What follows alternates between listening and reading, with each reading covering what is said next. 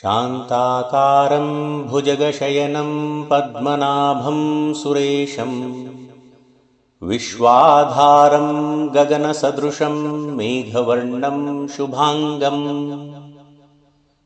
लक्ष्मीकान्तं कमलनयनं योगिभृद्यानगम्यं वन्दे विष्णुं भवभयहरं सर्वलोकैकनाथम्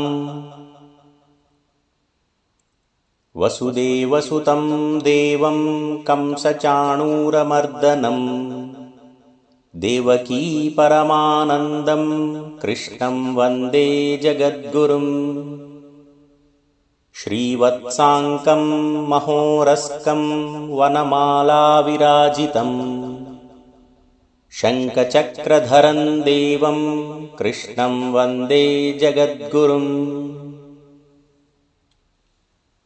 योगेन चित्तस्य पदेन वाचां मलं शरीरस्य च वैद्यकेन योपाकरोत्तं प्रवरं मुनीनां पतञ्जलिं प्राञ्जलिरानतोऽस्मि।